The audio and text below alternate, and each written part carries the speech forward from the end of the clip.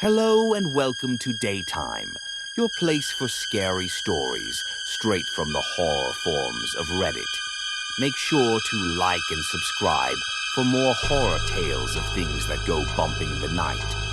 On tonight's episode, a man facing hard times goes to a party to relieve some stress when he meets a maniac.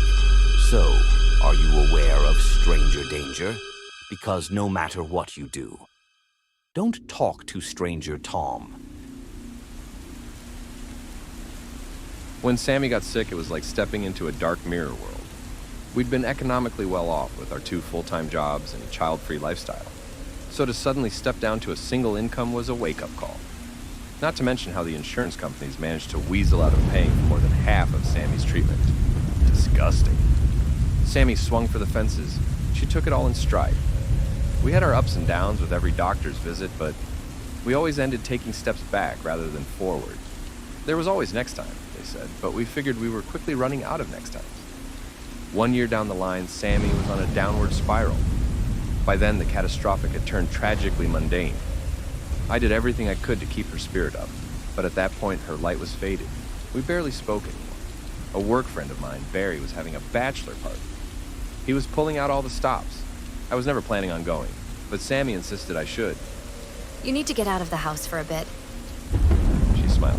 Do something normal for a while. I protested, but seeing her light up for the first time in weeks was enough to break my guard. She was so happy to see I still had friends out there. How could I say no? I agreed to be the designated driver. I wouldn't be gone for more than a day, and I'd just be a phone call away. Sammy didn't seem to need that kind of reassurance. It was mostly for me. This was in November. Barry was having a December wedding and wanted all his pals to come along for one big night. Sure, I was just a work friend, but when you're in your mid-30s, you gotta take what you get, friends-wise. And Barry certainly took what he could, inviting no less than 25 people. So in mid-November, I packed my bags and stepped on board a party bus heading for Annapolis. There were drinks and dinner at the hotel, then a few hours of losing money on the craps table. I gambled away about $200 at the roulette table, but magically won about $600 playing blackjack. After months of losing battle after battle, it felt good to finally win. I gotta admit, I was getting into it. Not as much as Barry's best man, Jake, the guy wearing goggles who spelled out boobs. But hey, that's hard to top. What a legend. Once it became apparent that there'd be no need for a designated driver, I just went along with it. 5 shots of mint schnapps later, and I started feeling a bit guilty. I called Sammy, but she laughed it off. It's good to hear you slur. She said, You're a fun drunk. Most of the night went by in a blur. More drinks, some dancing, lots of cheering for our main man Barry, flashing lights, people pulling us back and forth between dance floors, bars, and wandering the streets looking for a taco truck. I clearly remember sitting on a park bench at one point, listening to one of Barry's friends lecture me about roasted seed snacks. Something about antioxidants and digestion. I only remember the noise of it. I ended up back at the hotel. Jake had rented Barry this huge room, and 12 of us had made it all the way there, the after party. And the night was far from over, because of course there had to be exotic dancers. I crossed the line by getting completely bass-ackwards drunk, but that's about as far as I was willing to go. I gently but firmly declined to partake in any dancing. Instead, I retreated to the back of the room and enjoyed a cigar. Not a habit I'm very proud of, but it's one of those things my old man taught me to appreciate. A good cigar, a whiskey on the rocks. Hell, a man might forget his troubles for a while. Sometime after them replaying Pour Some Sugar on Me for the 6th time, the party was dying down. Some people were heading back to their rooms. Some did so with the company of a dancer. It was a wild night. But like most parties, the music dies. And at 3 in the morning, I was ready to let it. There were only 4 of us left by then. Barry, Jake, some guy named Ramsey, and I. We'd all crashed on a couch, telling stories about our wives, or in Barry's case, his wife-to-be. It was a wild party, but it was clear the guy was in love. Gotta respect that. Then a stranger walked in, at least 6'7", body like a scarecrow. Wore all black except for a white shirt, white hair slicked back and combed. He had the most intense blue eyes I'd ever seen. Like he could look straight through me if he wanted. I see you gentlemen are enjoying yourselves. He smiled. I'm guessing the girls didn't disappoint. They most assuredly did not. Hiccuped Jake. But we're married men here. Oh, I can tell. If it wasn't for the cigars, all I'd smell in here is... virtue. That got a chuckle out of us. Jake introduced him as Tom, or Stranger Tom. Apparently, he was the kind of guy you'd talk to if you wanted to have a good time, anywhere from Pasadena to Kent Island. He co-ran several clubs, and he was an enthusiastic movie entrepreneur. I only had to see the color of his business cards to know exactly what kind of movies he made. Classy stuff.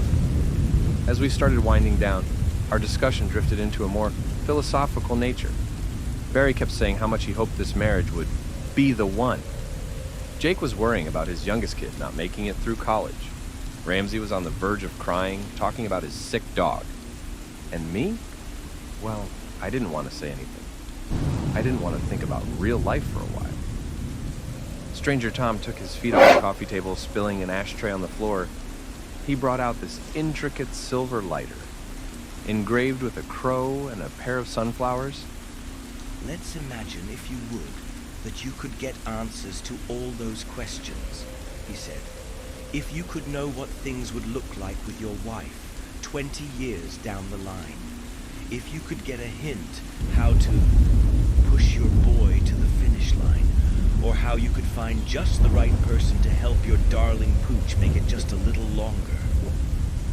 Yeah? Grinned Barry, finishing the last drops of his drink. That'd be worth something, wouldn't it? Sure would, Nodded Jake. Well, how about it then? Tom flicked open his lighter, and the steady blue flame shot out. Small, but bright as hell. It didn't flicker. It'll cost you, but you'll get what you want.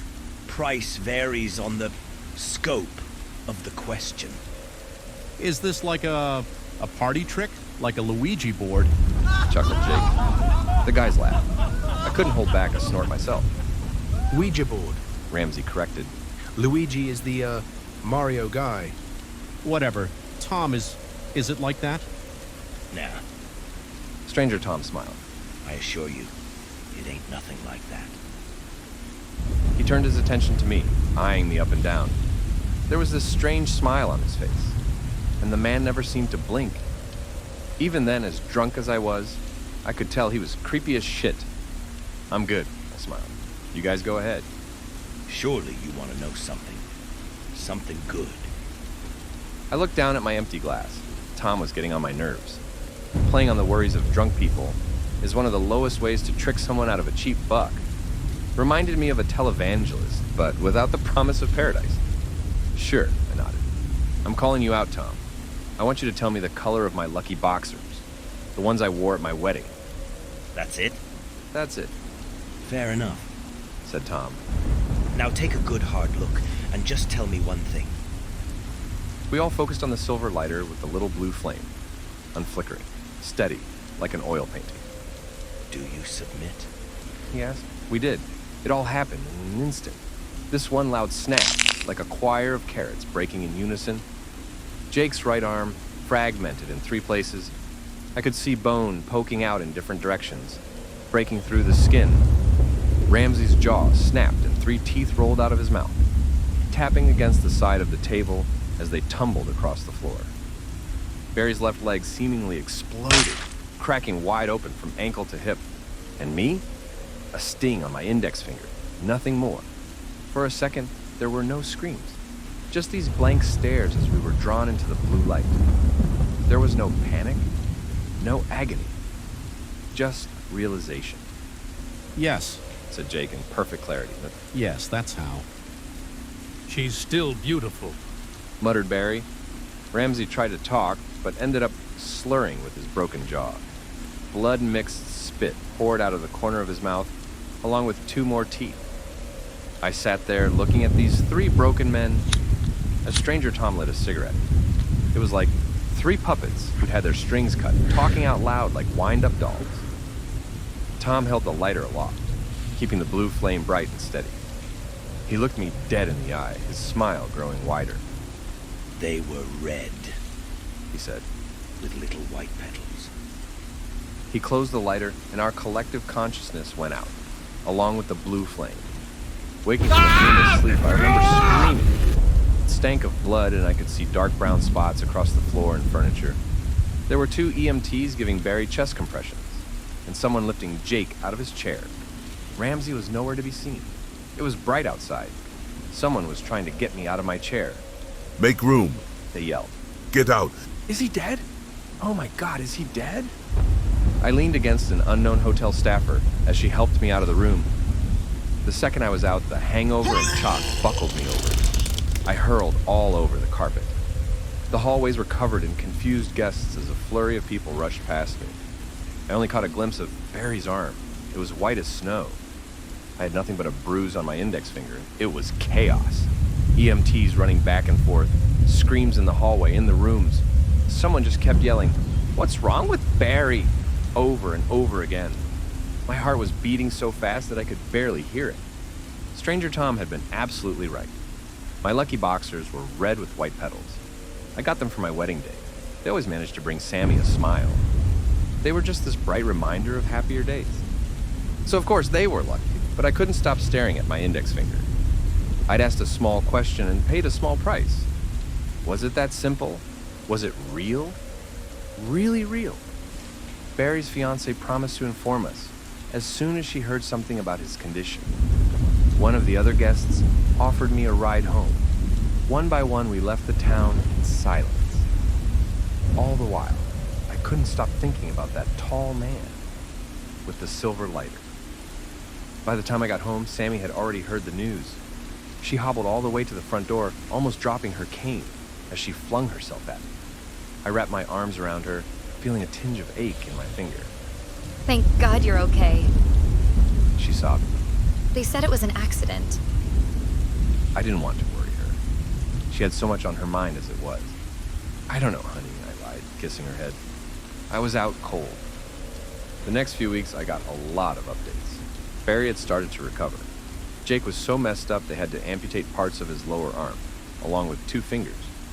Ramsey had to drink his dinner for the foreseeable future, but he was doing better. I tried to put it all out of my head. I had more immediate things to deal with, even if that blue flame haunted my nightmares. I sometimes imagined Stranger Tom sitting at the edge of my bed, asking me if there was anything I liked to know. And of course there was, but this was madness. There's no such thing as wandering prophets and soothsayers. But when I saw an Instagram post of Ramsey hugging his dog, something ached in my heart. Maybe it was all real. Maybe I'd missed a real, actual opportunity. In early December, Sammy took a turn for the worse. Her parents were over every day to help out while I was at work, trying their best to get her to her various appointments. The doctors had all but given up, but were determined to finish the treatment nonetheless. Then came that one day. I'd forgotten about doing laundry and only had a single pair of underwear left. My lucky boxers, red with white petals.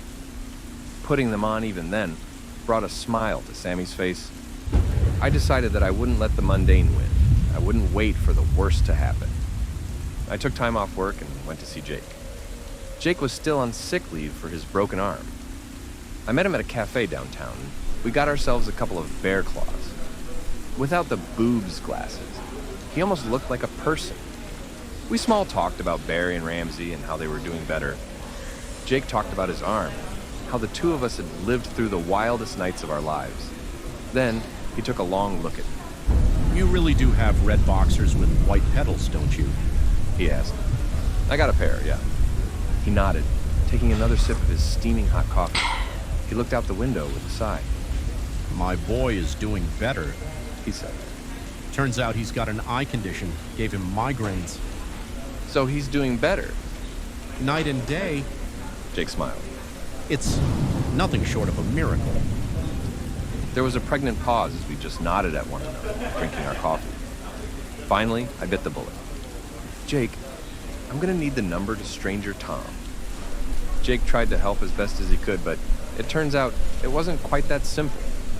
He'd met Tom through a friend of a friend of a friend. Backtracking wasn't as easy as it seemed. Jake gave me the number to a guy who worked at the casino we'd been to. That guy, in turn, directed me to a nightclub manager up in Halethorne. It took me 2 days of emailing, texting, messaging, and unwanted calls to finally get to a clear lead. A dancer over in Ferndale told me she could set up a meeting with him for a price. It cost me all my blackjack winnings, but I finally had a time and address. Some guy who'd won the lottery had rented out a strip joint. Guess who their host was? It was a Friday night when I drove out there. The place was rented out and closed to the public. I slipped the bouncer a $100 bill, name-dropped the dancer I'd talked to, and promised I wouldn't cause any trouble.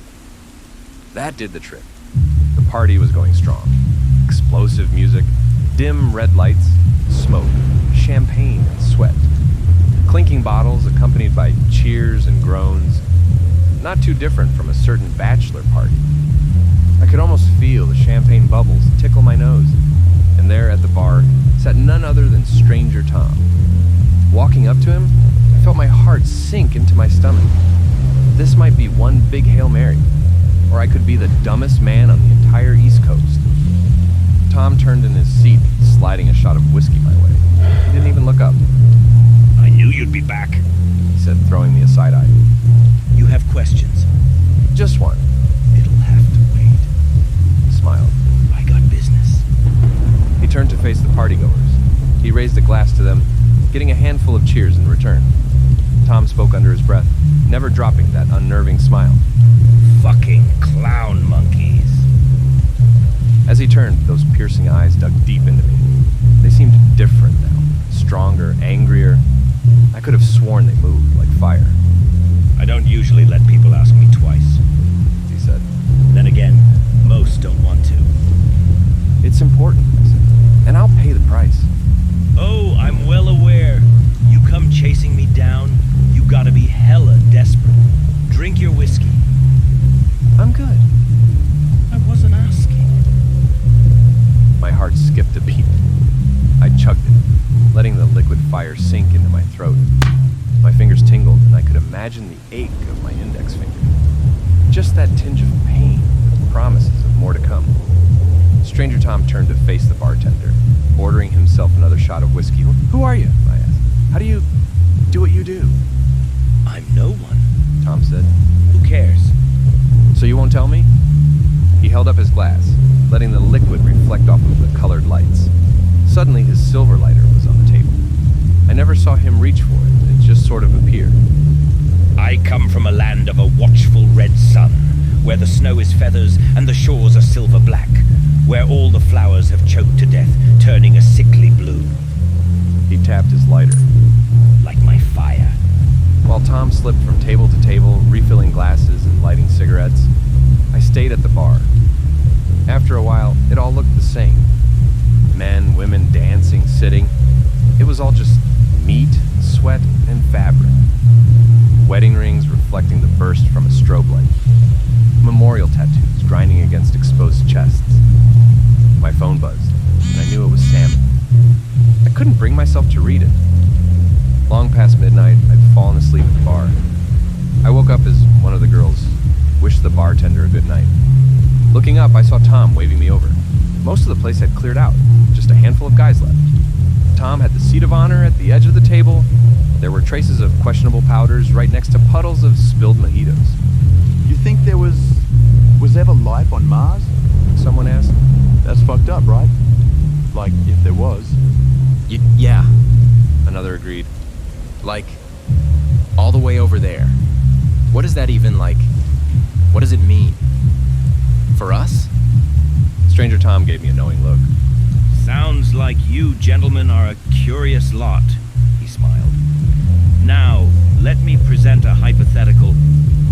He gave them the same speech as we'd gotten. Made it sound fun, kind of like a drinking game. Our biggest, deepest questions, all for a spooky little price. A deal with the strip club devil.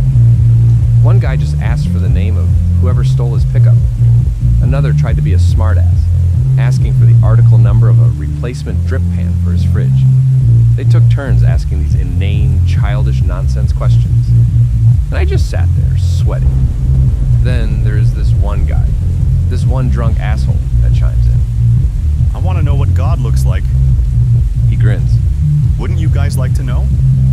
That's a big question. Nodded Stranger Tom. One of the biggest. Yeah, well, I want to know. The guy repeated. Don't you guys want to know? They did. They all did. I tried to chime in. A word here and there, asking them to reconsider or go back to their earlier questions. Hell, I even tried to suggest calling it a night. But it was too late, and Tom had already brought out his lighter. His eyes were brighter now, hungrier. He was thriving. I wanted to do something more, something drastic. If asking what a marriage looks like 20 years into the future rips your entire leg open, what does asking for the face of God cost? I made a plan in my head. I was going to head for the bathroom, maybe pull the fire alarm, or maybe get everyone a round of drinks, stalling for time. But when I saw Stranger Tom's grinning face looking down on me, I knew it was too late. Don't you want to ask a question too? He asked. I swallowed my pride, feeling the salt stick to the side of my throat. It burned worse than the whiskey. I nodded. I want to know how to save my wife. I got a few strange looks from around the table, but Tom just smiled. That's a big ask. He grinned. A real big ask. Can you say help? Oh, I can. He nodded. And I'm sure Sammy will be just fine. Looking back at it, I was just too nervous to notice, but I never told him her name. He flicked open his lighter and lit the blue flame. It felt like the bulbs in the room started to dim, like the music faded away. The static buzzing in the overhead speakers grew louder. Then look deep into the flame, gentlemen. Look deep and answer me this. His eyes flickered. The flame didn't. Do you submit? And they did. I closed my eyes and held my breath, waiting for the pain to come. Seconds passed. Then, a whisper. I love this part. The man across from me unfurled. That's the best word for it. Unfurled. From his fingertips and up, the very bones of his body started to come undone, like they were escaping his flesh, turning themselves into needles, puncturing him from the inside out. As his skull fractured, twisting his musculature into a parody of a human smile, he started barking nonsensical words. Something from a dead language, long since unheard, all with perfect clarity and pronunciation. As his bones broke apart, smattering like a box of firecrackers, whatever he saw was enough to drive him to an eldritch madness in that last moment. To view the face of a god. Ew! He smiled. Yo! Blood and tears streamed down his face. His neck broke in a snap, along with his spine and hip, twisting his body into an impossible shape. The others panicked. One guy fell backwards, out of his chair, as his body split open on the floor. Another headed for the emergency exit, but didn't even get halfway before his legs burst like popcorn. Yo! They screamed with the last of their wit. One of them crinkled in on himself like crushing a sheet of paper. One had his ribcage split open, folding him inside out like an empty pocket. Ew. It wasn't a yelp of pain, it was ecstasy. Stranger Tom stood up, soaking it all in. Without turning his eyes from the chanting mounds of broken men, he spoke out loud. Yours will be worse. He said, They wanted to see something. You want to save a human life. You know what that's worth. He towered over me, his eyes literally crackling with a blue flame. To preserve the infinite potential of a life, the immortal form created in the image of those who begun. He laughed.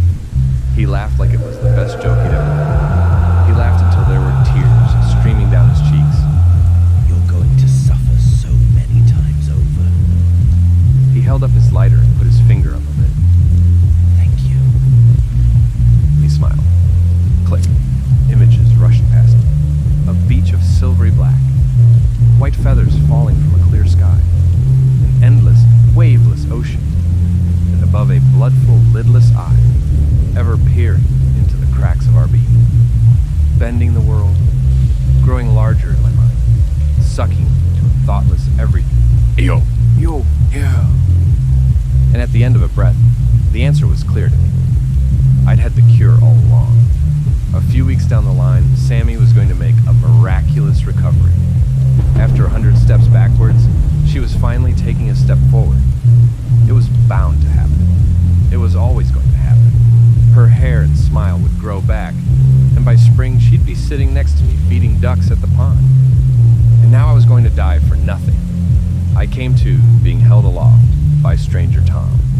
He panted like a hungry dog, his eyes fully blackened, with blue embers flickering impossibly deep in his skull. His teeth had grown sharp and predatory, revealing a white maggot-like tongue. He snickered with anticipation, staring into me. No, I stammered. No, it's not. The last chance of EO had died, reduced to a single wheezing cough from the final man with something that could resemble a face. Stranger Tom's smile faded. He turned his head to one side, frowning. You're not saving her, are you? No, she's going to make it. On her own. God fucking damn it! He grasped my neck with one hand and threw me to the floor. I tried to fight him off, but it was like pushing on an oak. I was looking forward to that one. I'm aching for it. He groaned. And I get nothing. Just let... No. He spat. I'm not getting much, but I'm gonna savor this. He let me go and stepped back. 100 thoughts rushed through my head. Pleading, cursing, crying, screaming. It all just turned into this whining noise, meaning nothing and everything at once. Tom bore down on me, furious. Give me what you fucking owe. Then a crack, and darkness. People tell me the place went up in flames. I think he set the fire, possibly to cover the tracks. It was easy enough to blame the partygoers. They didn't particularly care for fire safety. I remember swirling smoke moving overhead as someone dragged me by the legs. And in that moment, that infinite second between life and death, I could see it. That big red eye in the sky, peering down at us, infinitely far away and enveloping us at the same time. Ew. Ew, ew. For those who ask, I was just going to a party I'd been invited to. That's the official story. There was a fire and a beam fell. Gave me a minor spinal fracture and knocked me out cold. Few know that the fracture came long before the fire. The most magical irony of this whole story was just a few months ago. I was in bed waiting for the pain meds to kick in, and Sammy was waiting for me by the door. Can't sleep all day. She smiled. We got ducks to feed. I wanted to share this in the faint hope that it prevents a tragedy to someone, somewhere. He's still out there, lurking at the edge of parties, listening in on drunken songs, waiting for his time to strike. When that lapse of judgment is just right, it really makes sense for the most basic of advice to help us, even now, to never ever talk to strangers.